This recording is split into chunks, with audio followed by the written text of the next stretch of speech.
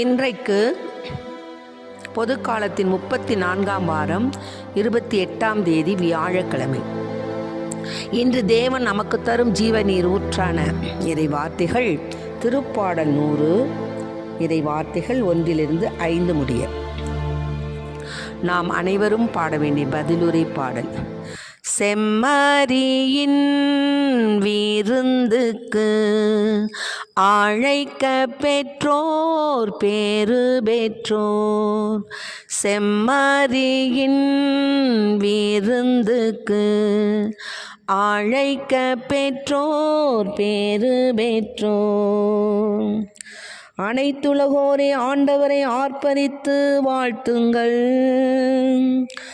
ஆண்டவரை மகிழ்ச்சியுடன் வழிபடுங்கள். மகிழ்ச்சி நிறை பாடலுடன் அவர் திருமுன் வாருங்கள். செம்மறியின் விருந்துக்கு அழைக்க பெற்றோர் பேறு பெற்றோர். ஆண்டவரே கடவுள் என்று உணருங்கள். அவரே நம்மை படைத்தவர்.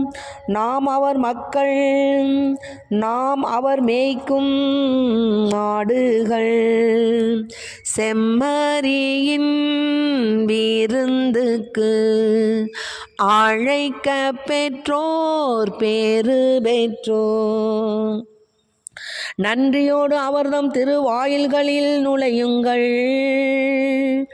புகழ் பாடலோடு அவர்தம் முற்றத்திற்கு வாருங்கள். அவருக்கு நன்றி செலுத்தி அவர் பெயரை போற்றுங்கள். செம்மறியின் விருந்துக்கு அழைக்க பெற்றோர் பேறு பெற்றோர். ஏனெனில் ஆண்டவர் நல்லவர், என்றும் உள்ளது அவர்தம் பேரன்பு. தலைமுறை தோறும் அவர் நம்பத்தக்கவர். செம்மறியின் விருந்துக்கு அழைக்க பெற்றோர் பேறு பெற்றோர். செம்மறியின் விருந்துக்கு அழைக்க பெற்றோர் பேறு பெற்றோர். இன்று நம் தேவன் தரும் ஜீவநீர் ஊற்றான இறை வார்த்தைகளை கேட்டோம். திருப்பாடல் 100. அதில் என்ன சொல்கிறாங்கன்னா, செம்மறியின் விருந்துக்கு அழைக்க பெற்றோர் பேறு பெற்றோர். அவ்விருந்தை உண்டிட நாம் அனைவரும் ஆர்வமுடன் போவோம். அதுதான் இப்போது புகழ்ச்சி பாடலாக கூறப்பட்டுள்ளது. அனைத்துலகோரே ஆண்டவரை ஆர்ப்பரித்து வாழ்த்துங்கள்.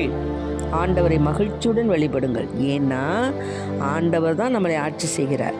மக்கள் இனத்தார் அனைவரையும் ஆட்சி செய்கிறார். மேன்மையானதும் அஞ்சுதற்கு உரியதுமான அவரது பெயரை நாம் போற்ற வேண்டும். அதுதான். மகிழ்ச்சியுடன் வழிபடுங்கள். மகிழ்ச்சி நிறை பாடலுடன் அவர் திருமுன் வாருங்கள். ஆண்டவரே கடவுள் என்று உணரணும். அவர் தான் நம்மளை படைத்தவர். அவர் நம்மை படைத்தவர். நாம் அவர் மக்கள். நாம் எல்லோரும் அவர் மேய்க்கக்கூடிய ஆடுகள். ஆக நல்லாயன் நமக்கு ஆண்டவர் தான். வாழ்விக்கும் நல்லாயன் நானே, அவரில் வாழ்கின்ற நல்லாடு நாமே. வாழ்விக்கும் நல்லாயன் நானே. ஆமென். ஆக வாழ்விக்கும் நல்லாயன்.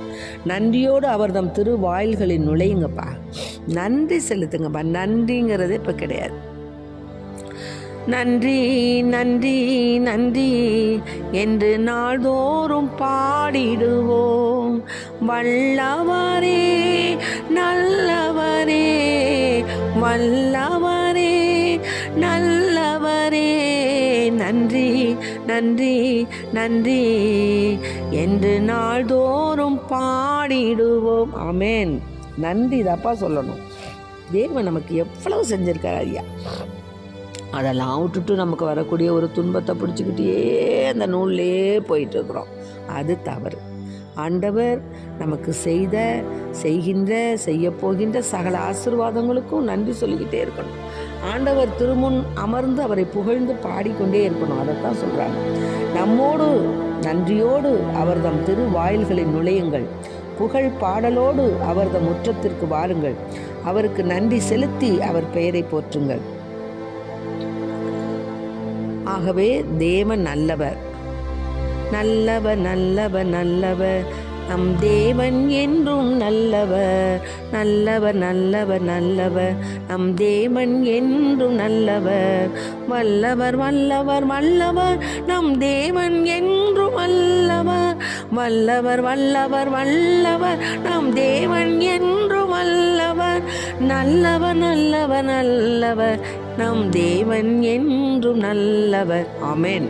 ஆக நம் தேவன் நல்லவர், வல்லவர், போற்றுதற்கு உரியவர்.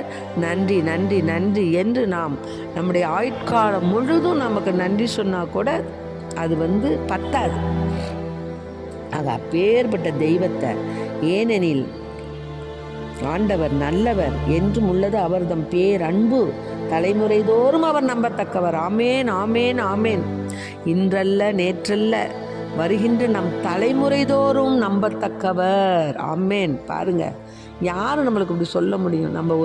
நம்ம பிள்ளைக்கு கூட நம்ம சொல்ல முடியாது, நம்ம அப்பா கூட நமக்கு சொல்ல முடியாது.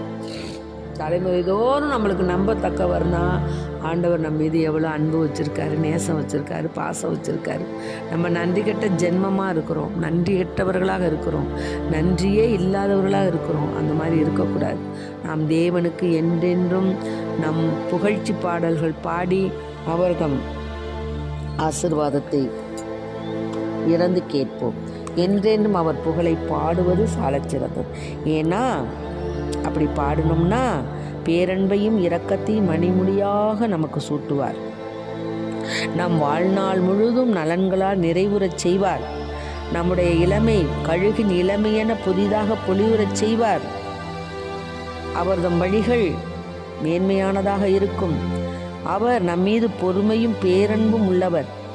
எப்பொழுதும் கடிந்து கொள்பவர் அல்ல, எப்போதும் சினம் கொள்பவர் அல்ல நம் தேவன். இது 103வது திருப்பாடல்களில் உள்ள 6, 7, 8 வசனங்கள். ஆக ஆண்டவர் அவரை புகழ்ந்து நாம் பாடி அவரை நாம் போற்றும் பொழுது அவர் நமக்கு பேரன்பு இரக்கத்தை மணிமுடியாக சூட்டுகின்றார். நம் வாழ்நாளை நலன்களால் நிறைவுறச் செய்கின்றார். நம்முடைய இளமை கழுகின் இளமை என புதிதாக பொலிவுறும். ஆண்டவரின் செயல்கள் நீதியானவை. ஆக நீடிய பொறுமை, சாந்தம், பேரன்பு உடையவர். அவர் எப்பொழுதும் கடிந்து கொள்பவர் அல்ல, என்றென்றும் சினம் கொள்பவர் அல்ல. ஆகவே நாம் இதனையெல்லாம் மனதில் வைத்து கொண்டு தேவனுக்கு நாம் நன்றி பாடல்களால் பாடி பாடி பாடி பாடி அவரை போற்றி புகழ்ந்து அவருடைய திருநாமம் வாழ்த்துவோம், அவருடைய திருவடி போற்றுவோம். ஆமென். Praise the lord. மரியே வாழ்க. இயேசுவுக்கு புகழ், இயேசுவுக்கு நன்றி.